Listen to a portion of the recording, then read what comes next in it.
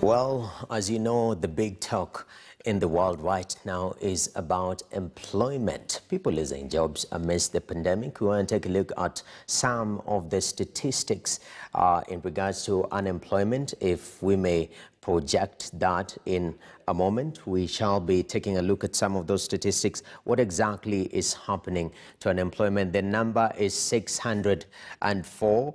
The number of firms forced to lay off staff stands at 604, and that is quite a handful. 604, that is the number of firms laying off people. The rate of unemployment in the country now stands at 10.4%, which is high, almost double compared to 3 months ago. 1.8 million is the number of jobs lost between April and June. Quite a huge number there. Now, looking at matters unemployment, 51% of firms are planned to reduce staff costs.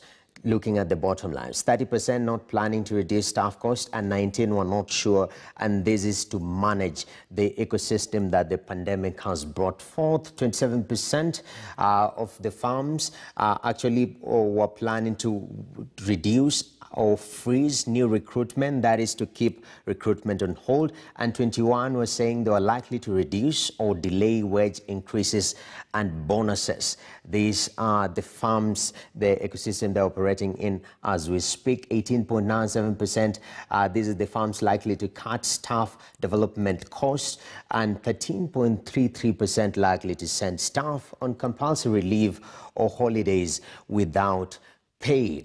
5.64% are likely to dismiss employees. These are firms in Kenya, and this data is coming from FKE. And we also have 8.21% of firms are likely to reduce working hours so that to reduce that wage bill. 50% of firms will likely consider adopting working from home model at least once a week. And this is a new phenomenon that we are seeing, a phenomenon of people working from home, and 39% will unlikely consider adopting working from home because this is a new phenomenon and structures needs to be worked out exactly how to go about the issue of working from home. We have heard people saying, you know, your boss might call you even beyond working hours. How exactly should working from home be guarded and be guided as it goes forward? So almost 50% of firms in Kenya, they're saying they will consider adopting working from home, a new trend, but 39 are hell-bent to saying no. We prefer having our people work from our offices. And in that regard, to shed more light on the number of and the policy measures being taken to generate jobs and project existing jobs, we are now joined by the Principal Secretary in the State Department of Labour, Engineer Peter Toom. Thank you very much, sir, for joining us. You've seen the numbers, very bad, sir. 1.8 million people have lost jobs so far. Unemployment is on a high. The question is, are there any measures, you being part of government, to rejuvenate the job market? Thank you very much, Noah. Sorry. Yeah, actually, we are getting you very clearly. If I may clarify on the question, 1.8 million people have lost their jobs. Is there any measures that we are seeing the government take to rejuvenate the job market, even as we slowly transition into post-recovery, as it has been put earlier on? Thank you, Noah. I think that those numbers are quite real. They are very real in the sense that, yes, we're looking at the job losses, and the government is quite aware of this.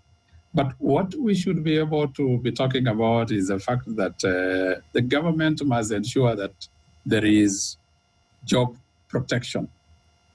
And how do we protect these jobs now? One is that you remember when the pandemic was with us in March, what the government tried to do was to quickly discuss with the social partners and come up with a mitigation strategy where we had to come up with some regulations which were domesticated from the ILO. And in those regulations, we were saying with the new norm, we needed to have people to work from home. And then two, we needed to ensure that, for quite some time when we have this pandemic with us, we suspend the negotiation of the CBS. And those CBS that had been negotiated should be reorganized in such a way that they allow people to work from home at specific times, work in shift, take salary cuts, and ensure that at least the employee could sit and agree on how they would move forward given the effects of the pandemic. And as a Ministry of Labor, and that is the government, we put in place a social dialogue mechanism within the ministry that spoke to those issues that we had agreed. So that is how then we wanted to mitigate the economic impact of the pandemic. Then the second one is on the issue of the economic stimulus that was given to employers and employees by His Excellency the President, some in April. And you remember, now we had to reduce the corporate tax from 30% to 25% in all resident body corporates. The income tax, individual income tax rate was reduced from 30 to 25% for all employees and individuals earning an income in excess of 47,059.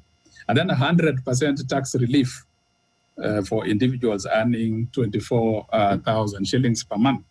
And a raft of other measures that then spoke to the firms then retaining their taxes with themselves so that they don't send their employees home.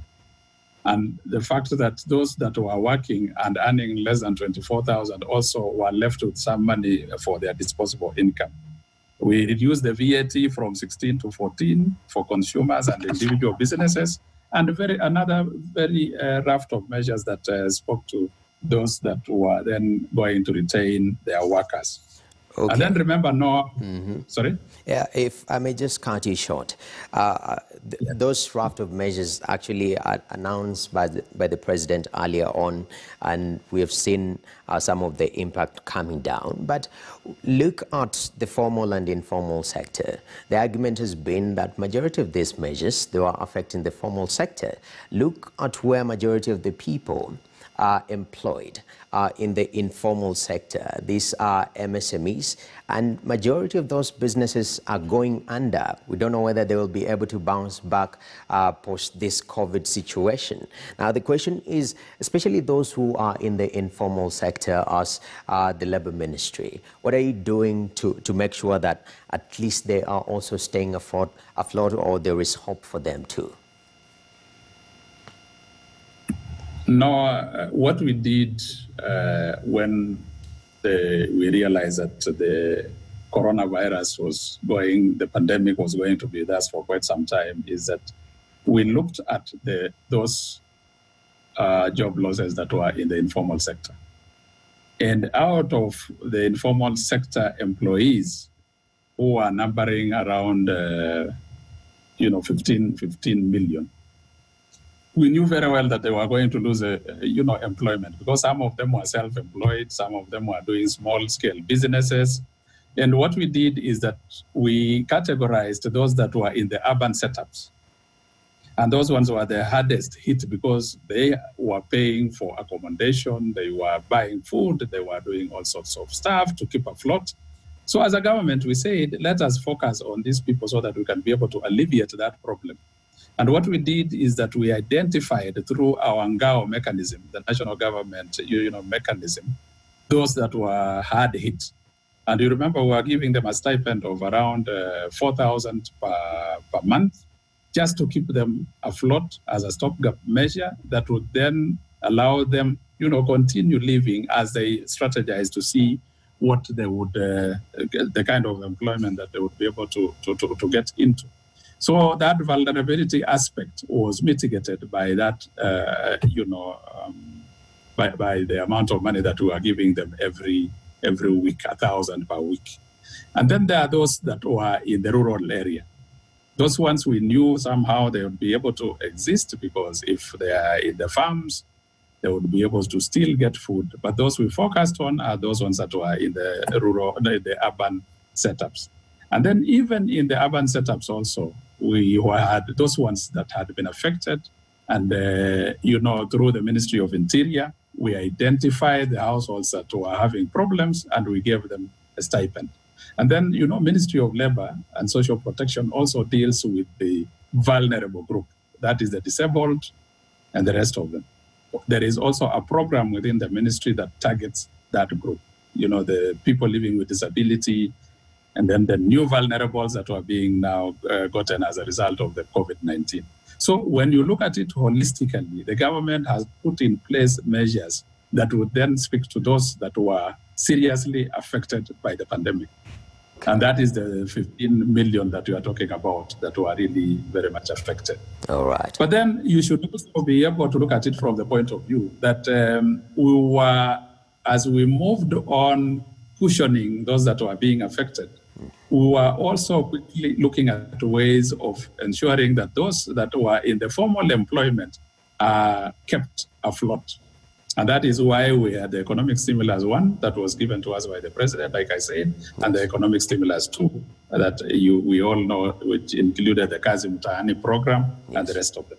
Okay, definitely. Thank you very much, sir, for outlining those measures. And even as we transition, as the CBK governor says, into the post-COVID recovery, let's hope that it shall be sweet, smooth as possible with some of the mitigation that you have put up, and the economy will continue opening up. Thank you very much for your time. Okay, and on to something different as the country gears up.